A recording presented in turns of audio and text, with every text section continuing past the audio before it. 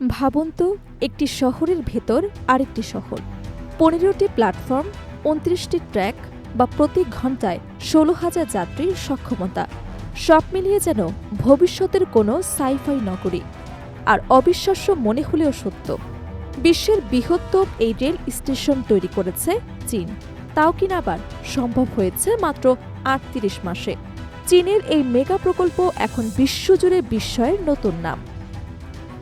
বিশ্বের অনেক দেশ যেখানে বড় বড় অবকাঠামো প্রকল্প শেষ করতে ১ দশকেরও বেশি সময় নিয়ে ফেলে, সেখানে মাত্র ৩৮ মাসে বিশ্বের বৃহত্তম রেল স্টেশন নির্মাণ করে নতুন ইতিহাস গড়েছে চীন।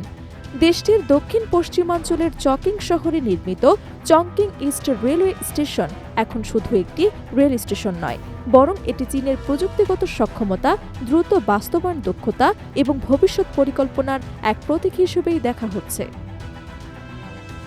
১.২২ মিলিয়ন বর্গমিটার আয়তনের এই বিশাল কমপ্লেক্সে রয়েছে ১৫টি প্ল্যাটফর্ম এবং ২৯টি রেল ট্র্যাক।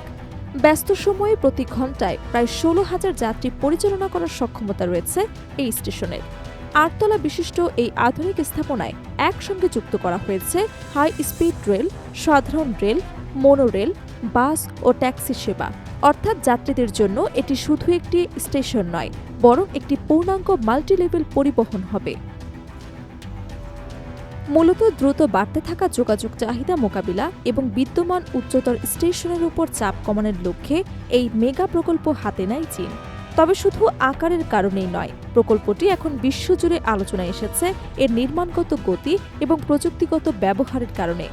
সম্প্রতি মার্কিন প্রযুক্তি উদ্যোক্তা ইলন মাস্ক চীন সফরের সময় নিজের সামাজিক যোগাযোগ মাধ্যম এক্সে চংকিং ইস্ট রেলওয়ে স্টেশনের একটি ভিডিও শেয়ার করেন।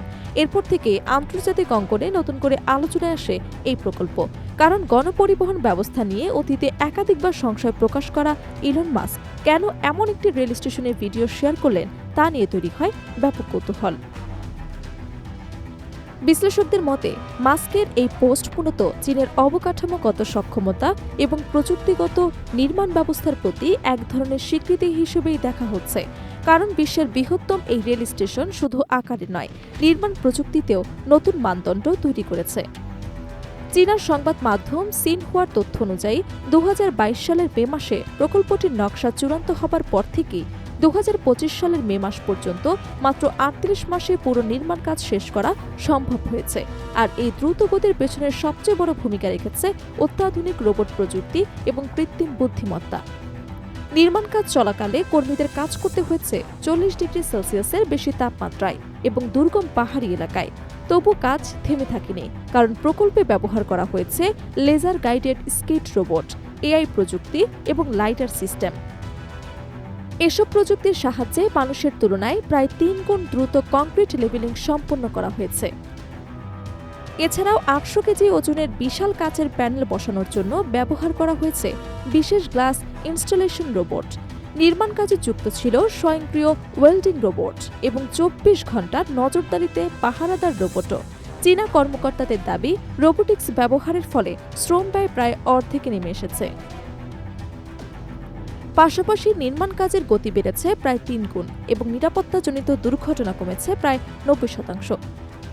বিশেষজ্ঞদের মতে, চংকিং ইস্ট রেলওয়ে স্টেশন শুধু একটি গণপরিবহন অবকাঠামো নয়, এটি মূলত ভবিষ্যতের শিল্পায়ন, স্বয়ংক্রিয় নির্মাণ ব্যবস্থা এবং প্রযুক্তি নির্ভর রাষ্ট্র পরিচালনার ক্ষেত্রে চীনের দীর্ঘমেয়াদী কৌশলের প্রতিফলন।